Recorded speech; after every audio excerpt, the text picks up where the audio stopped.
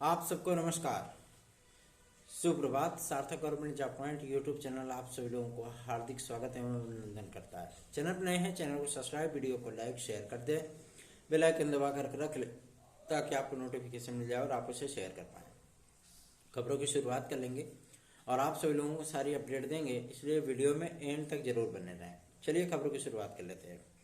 पहली अपडेट है आप सभी लोगों की। मैं बताना चाहता हूँ कि 69,000 की शिक्षक भर्ती में जो भी विद्यार्थी सम्मिलित थे उन सभी लोगों की नौकरियां तो जा चुकी हैं, लेकिन बहुत से विद्यार्थी ऐसे भी हैं जो कि बेचारे अब इस दिग्भ्रम में हैं कि कहीं ऐसा ना हो कि मतलब मेरी भी नौकरी चली जाए।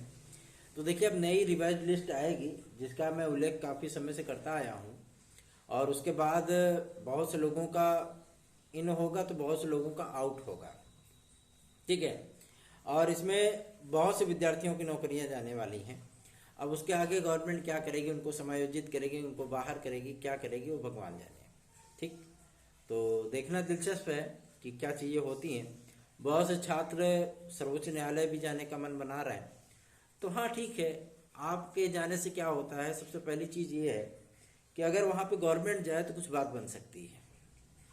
ठीक, लेकिन यदि रिजर्वेशन में किसी प्रकार का कुछ दिक्कत आया है तो जाहिर सी बात है कि वो तो देना ही पड़ेगा गवर्नमेंट को। ठीक है ना, क्योंकि रिजर्वेशन भाई उसका उल्लंघन कोई नहीं कर सकता। इसी को ध्यान में रखते हुए, अब जैसे नियम कानूनों को ही ध्यान में रखते हुए सर्वोच्च न्यायालय ने ही बीएड डिग्री धारकों को प्राइमरी से बाहर किया। उसके बाद अब फिर उसके बाद शिक्षा मित्र भी चले गया कि 69,000 की शिक्षा भर्ती से बीएड वालों को बाहर किया जाए। तो इसमें तो अब काफ़ी लोग जो है नाप दिए जाएंगे, है ना। तो आप सभी लोगों को मैं बताना चाहता हूँ कि ये लिस्ट आप सभी लोगों की 30 सितंबर तक आ जाएगी। ठीक, इसकी तैयारियां स्टार्ट हो चुकी हैं बेसिक शिक्षा विभाग में, और लगातार बेसिक शिक्षा विभाग को जब से आर्डर मिला है, लगातार न्याय विभाग और बेसिक शिक्षा विभाग के अधिकारीगण बातचीत कर रहे हैं, अपना उसका मंथन कर रहे हैं कि किस तरीके से मेरिट बनाई जाए, किस तरीके से क्या चीज़ें हों। शासन की तरफ से स्पष्ट निर्देश भी, दिशा निर्देश भी जारी किए जा चुके हैं। तो आप सभी लोगों को मैं बताना चाहता हूं कि काफ़ी चीज़ें बदलेंगी।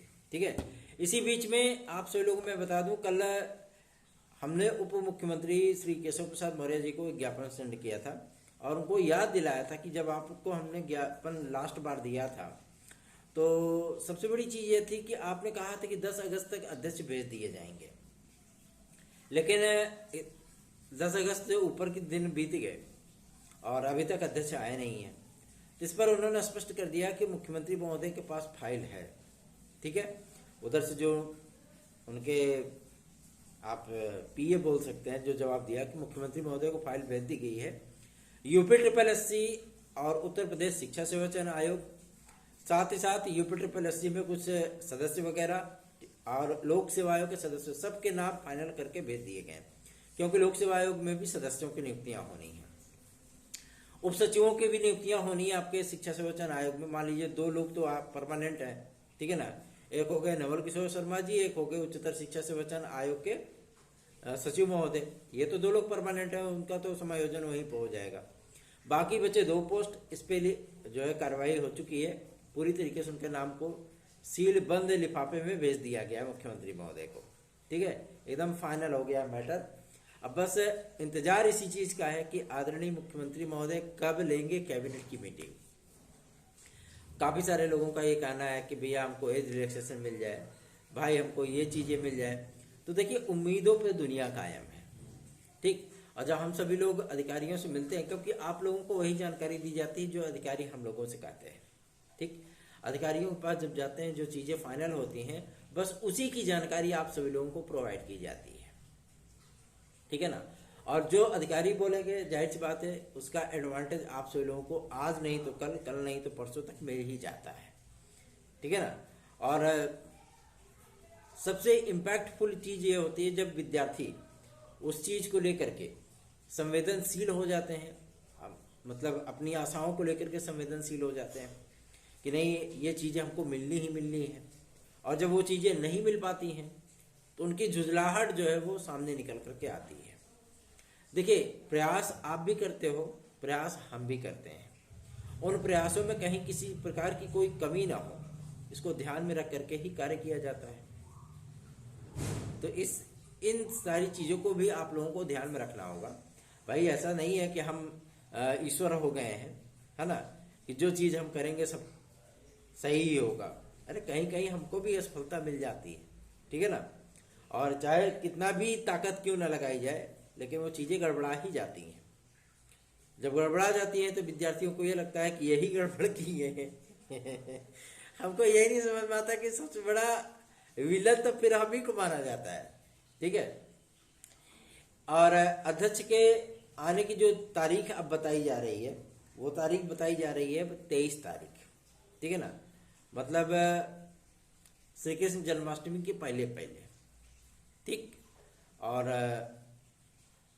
सबसे महत्वपूर्ण यह हो जाता है कि जो नियमावली बनाई गई है उसको अध्यक्ष महोदय ही जारी करेंगे, क्योंकि वो शिक्षा सेवाचयन आयोग की नियमावली है। और शिक्षा सेवाचयन आयोग की नियमावली का मतलब यह है कि उसमें प्राइमरी की नियमावली, माध्यमिक की नियमावली, प्राविधिक की नियमावली, टेक्निकल स्कूलों की नियमावली, ठीक है ना, संस्कृत माध्यमिक विद्यालयों की नियमावली, प्रधानाचार्यों की नियमावली, सब कुछ जो है खिचड़ी है पूरी, अलग अलग बनाया गया उसको, ठीक है ना। और किस तरीके से उनका चयन होगा, कितने दिन की प्रक्रिया होगी, हर चीज उसमें उल्लिखित होगा कि विज्ञापन किस तारीख में आएगा, कितने दिनों में विज्ञापन जारी होगा, कितने दिनों में परीक्षाएं होंगी, कितने दिनों में आपका रिजल्ट डिक्लेयर होगा, कितने दिन में आपको नियुक्ति मिलेगी। आयोग की इस कार्य प्रणाली को देख करके हम सभी लोग बहुत ही ज्यादा उत्साहित हैं कि ऐसी प्रक्रियाएं, ऐसी चीजें तो फिलहाल लोक सेवा आयोग की भी नहीं होती। क्या वो रिजल्ट कब तक जारी करेंगे भगवान ही जाने, लेकिन आपको शिक्षा सेवाचयन आयोग में ये चीज देखने के लिए मिलने वाली है।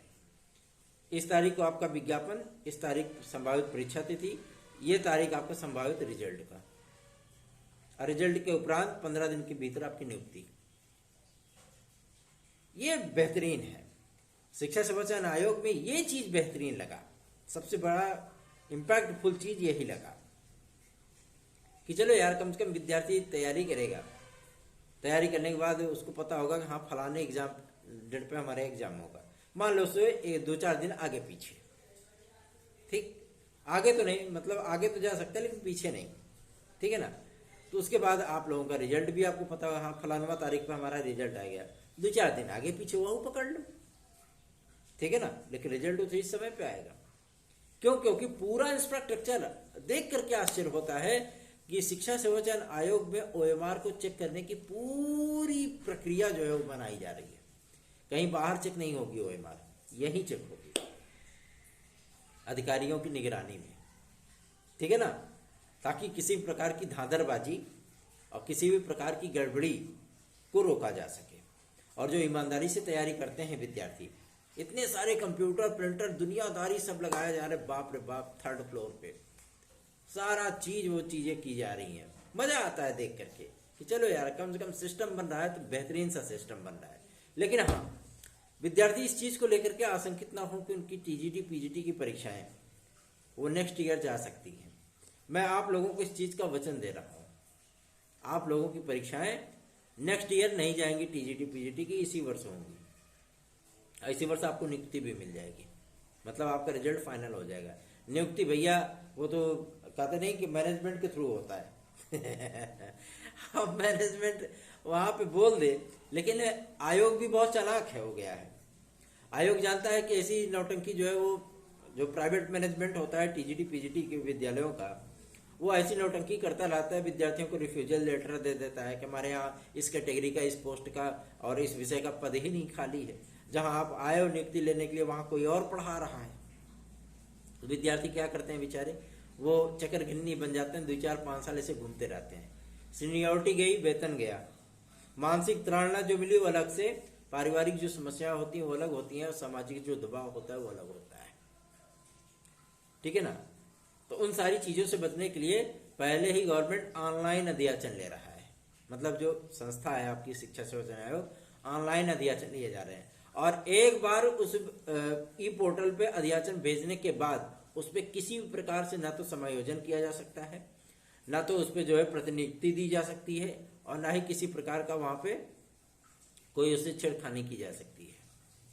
ठीक, मतलब वो पोस्ट जो है अध्याचन उस पर डालते ही सील हो जाएगा कि उस पर चयन प्रक्रिया केवल और केवल शिक्षा सेवाचयन आयोग ही करेगा, वही चयनित करके अध्यापक को भेजेगा और उस विद्यालय को नियुक्ति देनी पड़ेगी। क्यों? क्योंकि आपने अध्याचन भेज दिया है। अब सही है प्रक्रिया।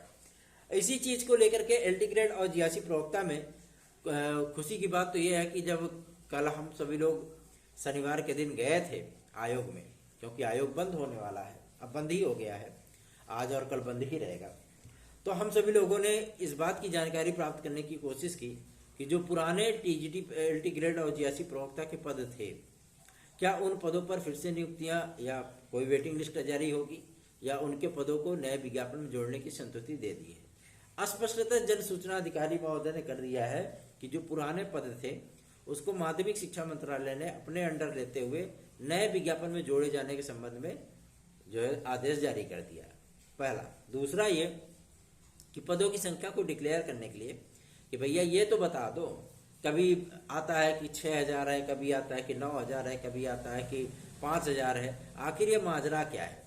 वास्तविकता में एलटी ग्रेड और जीआरसी प्रवक्ता के पद कितने हैं, इस पर उन्होंने इस बात को स्पष्ट किया है कि 1260 पद, ठीक है, 1260 पद आपके जीआरसी लेक्चरर के हैं और एलटी ग्रेड के 10,745 पद हैं। ठीक, अब विज्ञापन कितने पे जारी होता है तो देखने वाली बात होगी, लेकिन पद जो है ना, पोस्ट जो है वो इतने ही हैं। मान लो कि 10-5% रिजर्व रखने वाला जो टेक्निक होता है वो करेंगे, बस बाकी और कुछ भी नहीं होने वाला है, ठीक है ना। तो चिंतित बिल्कुल मत होइए, विज्ञापन आप सभी लोगों का पूरी तरीके से अब किसी प्रकार की कोई बाधा शेष नहीं है। हाँ, जो कुछ भी बाधाएं हैं वो सिर्फ और सिर्फ आपका नियमावली को लेकर के है। नियमावली गवर्नमेंट जारी कर दे, अप्रूव्ड कर दे, विज्ञापन उसी दिन आपका जारी हो जाएगा। लोक सेवा आयोग का स्पष्टता ये कहना है कि हमारे तरफ से विज्ञापन जारी करने में अब कोई बाधा नहीं है, सारी चीजें हमारी डिक्लेयर हो गई हैं। हमें अर्हता का लेटर मिल जाए, नियमावली मिल जाए, हम विज्ञापन तुरंत जारी कर देंगे। भाई बात तो भी सही है। तो अब इस चीज को करने के लिए क्या करना पड़ेगा? लखनऊ जाना पड़ेगा। लखनऊ जा करके हिलाना पड़ेगा किसको? जो सो रहे हैं, ठीक है ना। सोते हुए लोगों को हिलाना पड़ेगा तभी उठेंगे निद्रा से। हाँ, क्या हुआ, समझ रहा है ना। तब उनसे कहेंगे प्रभु नियमावली जारी कर दीजिए, प्रभु अर्हता लेटर जारी कर दीजिए। कम से कम ये तो डिक्लेयर हो कि जो विद्यार्थी पूछते हैं कि भैया हम एलिजिबल हैं जीआरसी लेक्चरर के लिए कि नहीं, जो विद्यार्थी ये पूछते हैं कि भैया हम एलटी ग्रेड के लिए एलिजिबल हैं कि नहीं, तो ऐसे में कैसे बता दिया जाए कि आप एलिजिबल हो कि नहीं हो। ठीक, टेक्निकल फील्ड की जो डिग्रियां जोड़ी गई हैं जीआरसी लेक्चरर में, उसमें कौन सी डिग्रियां सम्मिलित हैं, कौन सी डिग्रियां नहीं सम्मिलित हैं, ये तो फिलहाल अभी कोई नहीं बता सकता, मैं भी नहीं बता सकता, ठीक है ना। लेकिन हाँ, इतनी चीजें जरूर हैं कि ये बार का जीआरसी लेक्चरर का जो विज्ञापन आएगा ना, ये विज्ञापन बहुत बड़ा होगा। और मेरे ख्याल से जहां तक मतलब मेरा ओपिनियन है, मैं आपको बता दूं, ये आपकी लास्ट वैकेंसी हो सकती है। ठीक, लास्ट वैकेंसी। और उसके बाद क्या होगा कि भगवान ही मालिक है। आप सभी लोग जानते ही हैं कि एक बार संविदा बेस पे जो भर्तियां आने वाली थी उसका आदेश तक आ गया था। वो सिर्फ गफलतबाजी नहीं थी, वो रियलिटी थी, लेकिन उसका विरोध किया गया, तब जाकर के गवर्नमेंट ने उसको वापस लिया। ठीक, तो कैसे भी आपको तैयारी करनी है, किस तरीके से तैयारी करनी है, आपको इस वर्ष नौकरी चाहिए कि नहीं चाहिए वो आप तय करें। लेकिन अगर आपको हमारे नोट्स लेकर के पढ़ाई करनी है तो आप 9721411385 इस व्हाट्सएप नंबर पर हमसे संपर्क करके हमारे नोट्स आज जरूर प्राप्त कर सकते हैं।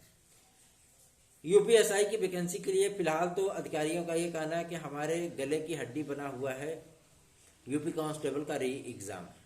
सबसे ज्यादा फोकस उसी पे है। सुखपूर्वक सुकूनपूर्वक इसकी परीक्षा हम लोग करा लें, उसके बाद यूपीएसआई का विज्ञापन इस परीक्षा के होने के लगभग 15 दिन के उपरांत ही जारी कर दिया जाएगा। मतलब स्पष्ट है कि हम लोगों को सितंबर में यूपीएसआई का विज्ञापन देखने के लिए मिलेगा। एक वरिष्ठतम अधिकारी का ये कहना है कि पहले हम इन सारी प्रक्रियाओं से गुजरेंगे, सब कुछ बेहतरीन सा गुजर जाएगा। उसके बाद यूपीएसआई का विज्ञापन हम सभी लोग 15 अक्टूबर के पहले पहले जारी करेंगे। मतलब अक्टूबर की डेट वो बता रहे हैं, वो वरिष्ठतम अधिकारी हैं पुलिस प्रोन्नति बोर्ड के। तो सितंबर अक्टूबर, नवंबर दिसंबर नहीं जाएगा, सितंबर अक्टूबर में यूपीएसआई का विज्ञापन आप लोगों के सामने होगा। और जब उनसे एज रिलैक्सेशन के बारे में पूछा गया था तो उन्होंने इस बात को स्पष्ट कर दिया था कि ये मेरे हाथ में नहीं है। एज में रियायत देना ना देना ये गवर्नमेंट का अपना पॉलिसी मैटर होता है। वो देना चाहे तो 5 वर्ष दें, 10 वर्ष दें, हमको क्या करना है? हमको तो जो है मतलब विज्ञापन देना है और भर्तियां करनी है, ठीक है ना। और उनको भाई वो पॉलिसी मैटर है, तो वहां पे गवर्नमेंट वो देगी, हम नहीं दे पाएंगे। तो एज रिलैक्सेशन के लिए हम सभी लोगों ने जो मुहिम चलाई थी, जो प्रयास शुरू किए थे, वो प्रयास अब उस व्यक्ति के पास पहुंच चुका है जो हम लोगों को रियायत देगा, ठीक है। मतलब मुख्यमंत्री महोदय के पास आपका मामला पहुंच चुका है। और ऐसा नहीं कि केवल हमने पहुंचाया, हमने विधायकों के माध्यम से उसको पहुंचवाया है, उनको ज्ञापन भिजवाया है, विधायकों से उनसे वार्ता करवाई है, और उन्होंने इस बात को स्पष्ट किया है कि हाँ किया जाएगा, विद्यार्थियों को रिलैक्स दिया जाएगा। हम देखिए, हम अगर जो पार्टी सत्ता में रहती है बस हम उसी के पास जाना पसंद करते हैं, विपक्षियों से कोई लेना लादना नहीं है। क्या करेंगे वो जाके फालतू में चिल्लाएंगे और कुछ नहीं होगा। इससे बेहतर है कि जो हमारा कार्य कर सके, जहां से हमें रियायत मिल सके। भाई हम छात्र हैं, हमको छात्र रियायत चाहिए, सीधी सी बात है ना। तो आप लोग चिंतित मत होइए, आपका ये भाई आप सभी लोगों के लिए सर्वस्व निछावर करने के लिए तैयार है। और सबसे बड़ी चीज यह है कि आप सभी लोगों की सफलता की दर को सुनिश्चित करने के लिए और आपके लिए अनुकूल रिजल्ट प्राप्त करने के लिए हम सदैव प्रयासरत हैं। अपना स्नेह और आशीर्वाद अपने इस सार्थक भाई को अवश्य प्रदान करें। 9721411385 पर आप अपने प्रतियोगी जीवन की समस्याओं को हमसे डिस्कस कर सकते हैं। अभी मैं बता दूं कि लोक सेवा आयोग पूरी तरीके से आपके पीसीएस और जो अभी यूनानी स्टाफ वाला काम किए थे ना, ये उसके लिए और समीक्षा अधिकारी, सहायक समीक्षा अधिकारी की तैयारियों में जुटा हुआ है। अगस्त में जो आपके विज्ञापन जारी होने हैं उस पर शासन ने ब्रेक लगा दिया है अभी, ठीक, चीजें क्लियर हो जाए फिर आप विज्ञापन जारी करिएगा। इसलिए अभी तक आप लोगों को प्रोग्राम देखने के लिए नहीं मिला है। लेकिन कल ही जन सूचना अधिकारी से हम लोगों ने जब पूछा था तो उन्होंने इस बात को क्लियर किया था कि अगस्त में हम 2 या 3 विज्ञापन जारी करेंगे। अब कौन से विज्ञापन जारी करेंगे ये अभी बताया नहीं गया है, ठीक है ना। और उम्मीद है कि जैसे ही शिक्षा सेवा चयन आयोग के 22-23 तारीख तक अध्यक्ष आ जाएंगे उसके बाद हम लोगों की जो प्रक्रियाएं हैं वो स्टार्ट कर दी जाएंगी। और कुछ लोगों का भाई जो अधिकारीगण है वो भी कहना है, ठीक है ना, सचिवालय से भी जो जानकारी प्राप्त हो रही है कि जन्माष्टमी के पहले पहले जो है वो अध्यक्ष भेजे जाएंगे। लेकिन ये तो क्लियर है कि अगस्त में हमारे अध्यक्ष और परीक्षा नियंत्रक आ रहे हैं। अब देखते हैं कि जो हमारे विश्वस्त सूत्र हैं उनकी बात सही होती है, उनकी जानकारी, दी गई जानकारी सही होती है, या वो अधिकारी जो सचिवालय में नियुक्त हैं, काम कर रहे हैं, उनकी जानकारी सही होती है। देखना दिलचस्प होगा। बने रहिए सार्थक government job point YouTube channel के साथ। इस चैनल को सब्सक्राइब, वीडियो को लाइक शेयर जरूर किया करें। धन्यवाद। आप सभी का दिन शुभ हो।